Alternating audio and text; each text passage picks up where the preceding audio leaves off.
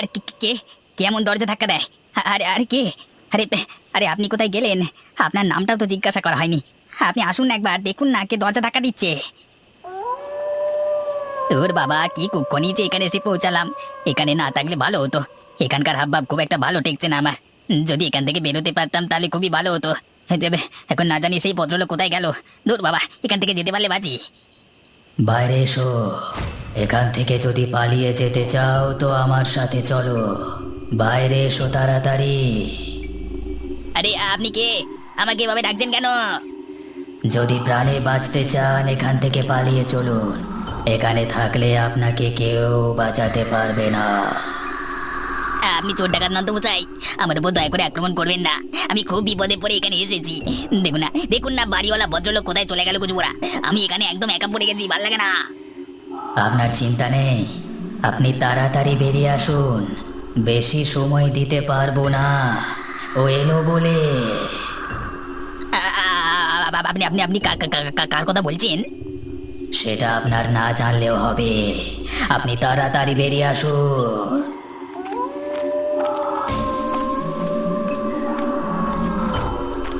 আপনি অত দূরে অন্ধকারের মধ্যে দাঁড়িয়ে আছেন কেন? বেশি প্রশ্ন করবেন না। আপনি আমার পেছু পেছু তাড়াতাড়ি আসুন। আমি আপনার ভালোর জন্যই বলছি। কিন্তু কিন্তু এর সঙ্গে কি যাওয়া ঠিক হচ্ছে? আমি লোকটাকে চিনি না, জানি না, লোকটার মুখটাও তো ভালোভাবে দেখা যাচ্ছে না। তাহলে আমার কি যাওয়া ঠিক হচ্ছে? মনে মনে অত কি ভাবছেন? না না না না, ভাবছি আপনি আপনি আমার কথা জানতে পারলেন কি করে? এই গ্রামে দূর থেকে কোনো পথিক এলে আমি সবার আগে তার কথা জানতে পারি। তার মানে? মানেটা আপনি একটু পরেই জানতে পারবেন। ব্যাস, আমরা চলে এসেছি। চলে এসেছি মানে? আমরা কোথায় এলাম? এটা তো একটা জিভের পার। এখানে তো কোনো থাকবার জায়গা নেই। তোর থাকবার জায়গা না থাকলে কি হবে? আমার তো আছে। মানে এ কি? আপনি কোথায় গেলেন? দয়া করে আমাকে নিয়ে যান। আমি এখানে একা থাকতে পারবো না। আমাকে দয়া করে উদ্ধার করুন এখান থেকে। এবার তোকে বাঁচাবে কে? আজকে অনেক দিন পর মানব রক্ত পান করব।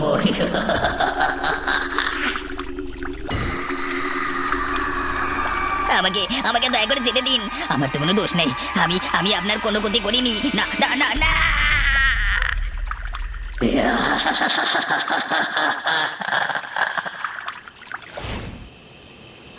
বলো কি মা, এত ভয়ানক গল্প আমি আগে কোনোদিন শুনিনি।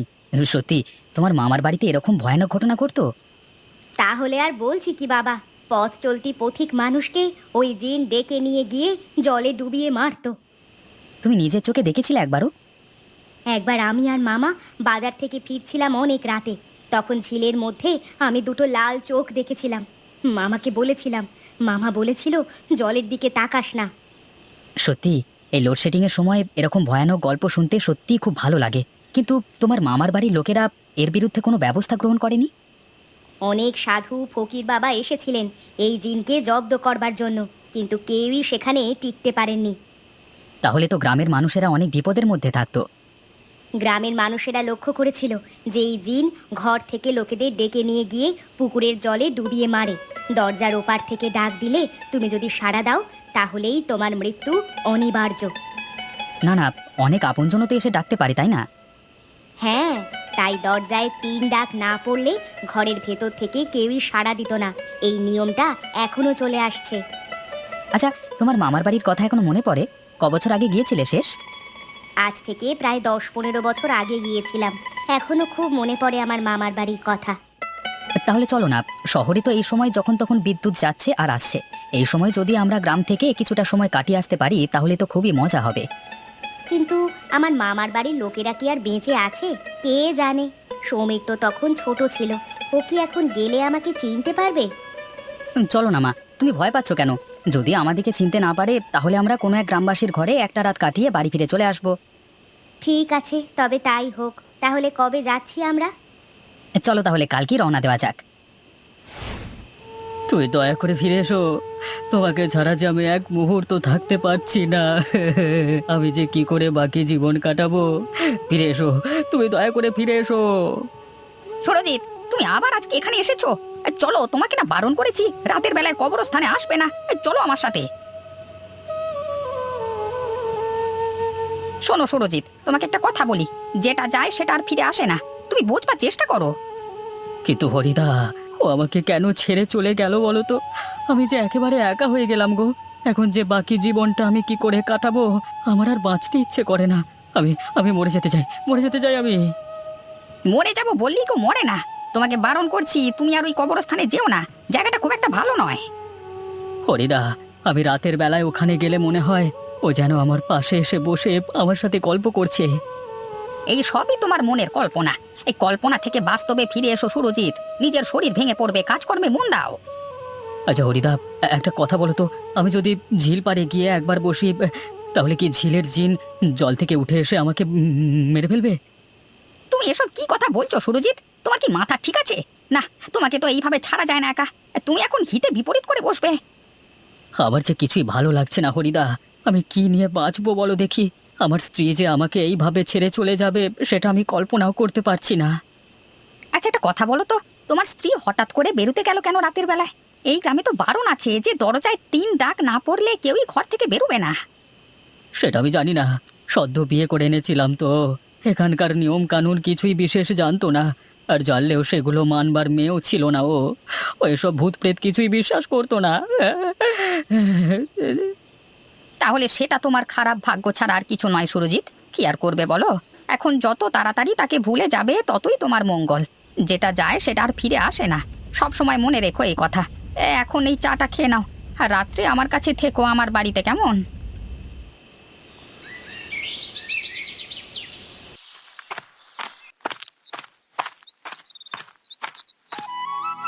এই ছিল আমার মামার বাড়ি, কিন্তু এখন কি কেউ আছে?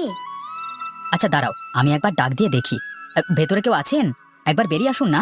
ভেতরে কেউ কি আছেন? একবার বেরিয়ে আসুন। আপনি কে? আপনাদের তো ঠিক চিনতে পারলাম না। আমার এই গ্রামে মামার বাড়ি ছিল। আমার নাম কমলা। আরে কমলা দিদি, তুমি? এতদিন পর আমাদের কথা মনে পড়লো। কে, সমীর নাকি? আরে, আমি তোর কথাই এতক্ষণ মনে করে আসছিলাম। এটি কে তোমার পাশে? ও আমার ছেলে রাকেশ। বাবা রে বাবা, কত বড় হয়ে গেছে সব। আয় আয় ভেতরে আয়, একটু বিশ্রাম নে। কি রে, এখানে এখনো বিদ্যুতের আলো আসেনি? না না, এখনো বিদ্যুতের আলো এসে পৌঁছায়নি। আর এলেও কি নেয়ার সামর্থ্য আমার আছে? এই মোমবাতির আলোতেই বেশ চলে যায়। একা মানুষ আমি। দিনের বেশিরভাগ সময়টাই বাইরে কাজ করে বেড়াই। এই রাতের বেলায় ঘরে আসি, তাও রাতের বেলায় আমাকে বেরিয়ে যেতে হয়। আচ্ছা, তা এই রাতের বেলায় আপনি কোথায় যান? আরে পাশের গ্রামে চোরের উপদ্রব বেড়েছে বলো না, সেখানে পাহারা দিতে যাই। বলেন কি? একেবারে পাশের গ্রামে পাহারা দিতে যান? আরে যেখান থেকে পয়সা আসে আর কি, ওই করি তো পেট চালাতে হয়। এই দেখো না, এখন যেমন আমি বেরিয়ে পড়বো। হ্যাঁ হ্যাঁ, দেখুন তো, এই সময় এসে আপনাকে শুধু শুধু বিরক্ত করলাম। এমা ছি ছি, এসব কথা বলো না। এক সময় তোমার মা আর আমরা কত খেলাধুলা করেছি এখানে। এখন সেসব কথা মনে পড়লে সত্যি খুব মন খারাপ হয়। তোরা এসেছিস, আমি খুব খুশি হয়েছি। আচ্ছা, আমাকে তো বেরোতে হবে, তার আগে তোদের খাবার দাবারের কিছু ব্যবস্থা করে দিতে হবে, বুঝলি? তুই ব্যস্ত হোস না, আমি না হয় চাল ডাল দুটো ফুটিয়ে নেব। ঘরে চাল ডাল আছে তো? হ্যাঁ, কি বলবো দিদি, একলা মানুষ, দিন আনা দিন খাওয়া সংসার। তাই মাঝে মাঝে আসবার সময় ওই হরির হোটেল থেকে খাবার কিনে নিয়ে চলে আসি। কি বলবো বলো? আচ্ছা, তোমার ব্যস্ত হওয়ার দরকার নেই। তোমার তাড়া থাকলে তুমি চলে যেতে পারো। আমি দেখছি হরির দোকান খুঁজে বরং আমার আর মায়ের জন্য খাবার নিয়ে চলে আসবো। তাহলে তো খুবই ভালো হয়। আচ্ছা, একটা কথা বলি, সকালে হয়তো আমি না ফিরতেও পারি, তবে রাতের বেলায় যদি কেউ ডাকে তবে। জানি, এক ডাকে সাড়া দেব না, তাই তো? একদমই তাই। আচ্ছা, তবে আমি চললাম, কেমন? মা, তুমি বরং বসো, হ্যাঁ? আমি দেখি হরির হোটেলটা কোথায় আছে, সেখান থেকে আমাদের দুজনকার খাবার নিয়ে চলে আসি।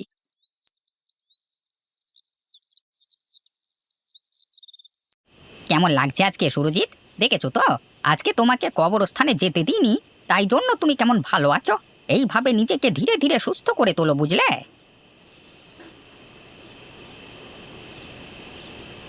এটাই কি হরির হোটেল? আগে হ্যাঁ, তা আপনি কে? আপনাকে তো ঠিক চিনতে পারলাম না। নতুন এসেছেন নাকি? হ্যাঁ, আজকেই বেড়াতে বেড়াতে এলাম। একজনকার অতিথি হয়ে এসেছি। তা আপনার এখানে কি রাতের খাবার পাওয়া যাবে? হ্যাঁ, ডাল ভাত আর একটা সবজির তরকারি পাওয়া যাবে। আপনি কি নেবেন নাকি? হ্যাঁ হ্যাঁ, নেব তো। 2 প্লেট মতো সমস্ত খাবার দিয়ে দিন তো আমাকে। আপনি কোথায় এসে উঠেছেন? সমীর দাদুর বাড়িতে। এখানে আমার মায়ের মামার বাড়ি ছিল। মায়ের মামার বাড়ি মানে? তোমার মায়ের নাম কি? আমার মায়ের নাম কমলা। আজকে মা আমাকে নিয়ে প্রায় 10-15 বছর পর এখানে এলো। ও, তুমি কমলার ছেলে? বাপ রে বাপ, তুমি কত বড় হয়ে গেছো! তা তোমার সমীর দাদু তো... হ্যাঁ, আমি সবটাই জানি। তাই জন্য আজকের রাতটুকু কাটিয়ে কালকেই চলে যাব। সেই রাতটা থাকবার মতো যেটুকু খাবার লাগে সেটুকু দিয়ে দিন। এই নাও বাবা, এটি তোমাদের দুজনকার ভালো মতো হয়ে যাবে। কত দেব আপনাকে? কিছুই লাগবে না। তোমরা আমার গ্রামের অতিথি, তোমাদের কাছ থেকে টাকা নিলে হয়? তোমরা বরং এসো, কেমন? ঠিক আছে, তবে আমি এখন এলাম। অনেক দূর থেকে এসেছি তো খুব ক্লান্ত লাগছে। আচ্ছা, ওরা এসেছে বটে, তবে ওরা উঠেছে কোথায়? হয়তো অন্য কারোর ঘরে উঠেছে। সমীরের ঘর তো ভুতুরে বাড়ি হয়ে পড়ে আছে। ওই ছেলেটাও অকালে মারা গেল গো। দূর, এখানে না এলেই ভালো হতো। আমার ঠিক ভালো লাগছে না জায়গাটিকে। ভাবলাম গ্রাম হবে, সুন্দর পরিবেশ, কত আদর আপ্যায়ন পাবো তোমার মামার বাড়ির কাছ থেকে, কিন্তু সেসব তো কিছুই হলো না। কি আর করবি বল, যেটা হবে মেনে নিতে হবে। আচ্ছা, কালকে সকালে আমরা এখান থেকে চলে যাব। আমারও খুব একটা ভালো লাগছে না জায়গাটাকে। তবে তোর সমীর দাদুর সাথে দেখা করে গেলে ভালো হতো। কি করে দেখা করবে? সমীর দাদু তো বলেই গেল যে সকালবেলায় কোথায় যেন যাবে। তাহলে তুমি দেখা করবে কিভাবে? ঠিক আছে, তুই বরং শুয়ে পড়। সারাদিনের ক্লান্তিতে আমারও খুব ঘুম আসছে। তুমি ঘুমাও, আমি বরং একটু জেগে বসি। আমার একদমই ভালো লাগছে না। দু চোখের ঘুমটাও যেন উড়ে গেছে। আচ্ছা ঠিক আছে, তুই তাহলে বস, আমি ঘুমালাম, কেমন?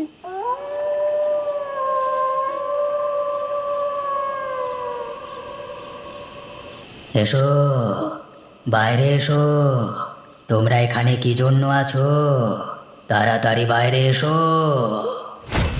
আরে, বাইরে থেকে কে যেন ডাকছে বলে মনে হচ্ছে। যাই তো, একবার গিয়ে দেখি।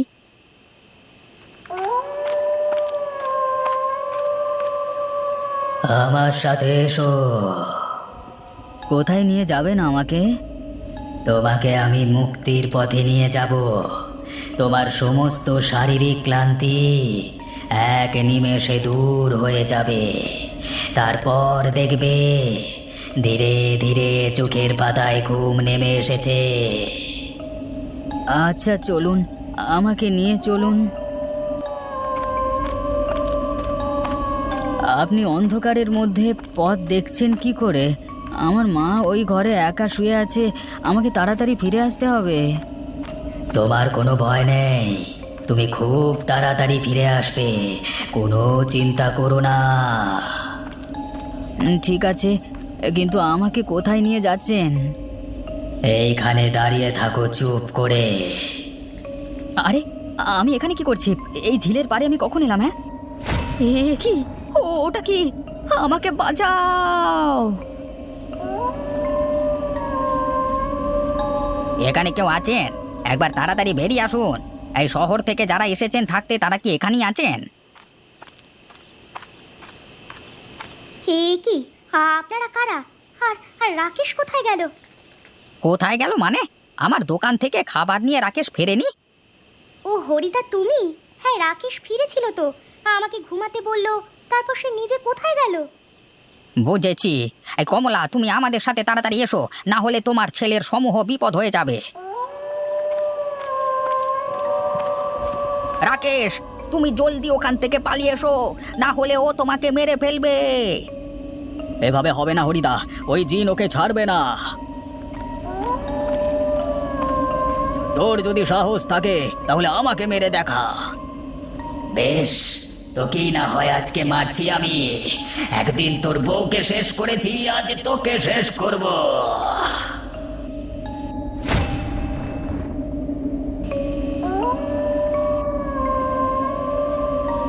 সুরজিৎ, তুই এ কি করলি?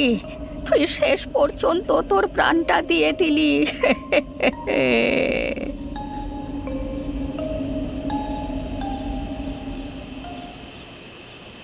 রাকেশ, রাকেশ, এখন কেমন আছিস বাবা তুই?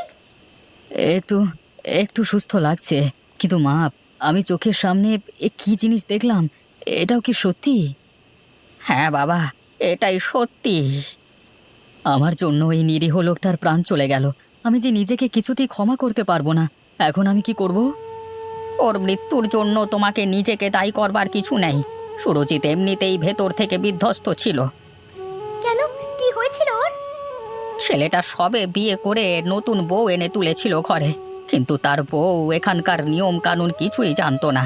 তাই দরজায় 3 ডাক দেওয়ার আগেই তার বউ ঘরের দরজা খুলে ফেলে। তারপর ওই ঝিলের জিন তাকে ঝিলে নিয়ে গিয়ে ডুবিয়ে মারে। এই ভুলটা আমিও করেছিলাম। আমিও একবার ডাকতেই ঘরের দরজা খুলে ফেলি। তারপরের কথা আমার কিছুই মনে নেই, শুধু একটা লোককে আমার সামনে দেখেছিলাম। তারপর তারপর আমার যখন হুঁশ ফিরল তখন দেখলাম যে আমি ঝিল পাড়ে দাঁড়িয়ে আছি। এরকমটাই হয়। আজ পর্যন্ত কেউ ওই জিনের হাত থেকে বাঁচতে পারেনি। সকলে জিনের কবলে পড়ে মারা গেছে। সমীর দাদু আমাদেরকে বারণ করে গেছিল। আমার একটা ছোট্ট ভুলের জন্য আজকে এত বড় বিপদ হয়ে গেল। ওই লোকটা আপনাদের দোকানে বসতো। দাঁড়াও দাঁড়াও, তুমি কি বললে? কে বলে গেছিল তোমাদের সাবধানে থাকতে? সমীর দাদু নিজে। সমীরকে তোমরা পেলে কোথায়? কেন, সুমিত তো রাতের বেলা বেরিয়ে গেল পাশের গ্রামে পাহারা দেওয়ার জন্য। হায় রে হায়, এ কি শুনছি আমি! ঠিক এই সন্দেহটা আমিও করেছিলাম যে তোমরা এসে উঠেছো কোথায়। আপনি কি বলতে চাইছেন ঠিক বুঝতে পারছি না তো। 6 মাস আগে সত্যি পাশের গ্রামে চোরের উপদ্রব খুব বেড়ে গেছিল। সমীর এসব ভূত প্রেতে খুব একটা বিশ্বাস করতো না। খুব সাহসী ছেলে ছিল, তাই পাশের গ্রামের মোড়ল ওকে গ্রাম পাহারা দেওয়ার জন্য আহ্বান করেছিল। একদিন রাতে এসে পাহারা দিতে যাওয়ার সময় ওই ঝিলের জিনের খপ্পরে পড়ে। কি করে কি হয়েছিল আমরা সেটা জানি না, তবে আমরা এটা অনুমান করি যে রাকেশ সেদিন রাতের বেলায় যখন ঘরে ছিল তখনই দরজার ওপার থেকে তার ডাক আসে। তারপর সেই ডাকে সাড়া দিয়ে মোহগ্রস্তের মতো সেই ঝিল পাড়ে এসে দাঁড়ায়, আর তারপর সেই জিন তাকে। একদমই তাই। পরের দিন তার মৃতদেহ ঝিলের মধ্যে আমরা ভাসতে দেখেছিলাম। আমরা এটা অনুমান করেছিলাম যে সমীর জিনের খপ্পরে পড়েও লড়াই করতে ছাড়েনি। আজকে আমি পাশের গ্রামে যাওয়ার আগে এই ঝিল পাড়ের ঘটনাটা দেখেই ছাড়বো যে সেটা সত্যি নাকি মিথ্যে। ওই ঝিলের জিন, তুই কোথায়? এতদিন নিরীহ লোকজনদের পেয়ে তাদের দরজার ওপার থেকে ডেকে এনে এখানে ডুবিয়ে মেরেছিস। আমার মাকেও তুই ছাড়িসনি। আজ তোর ক্ষমতা থাকলে আমার মুখোমুখি হয়ে দেখা, দেখি তোর কত সাহস।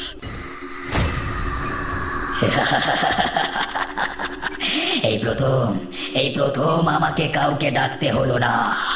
এরপর আমি দেখবো তোকে বাঁচায় কে।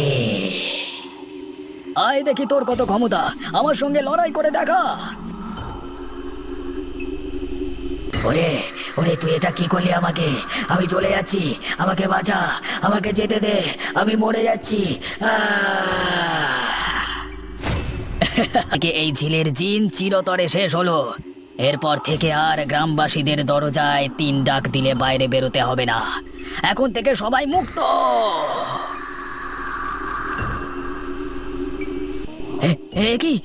কিভাবে সম্ভব? আমি যে বিশ্বাস করতে পারছি না। আমাকে মারা এত সহজ নয়। আজ আমি তোকে মেরে তোর দেহের মধ্যে বসবাস করবো।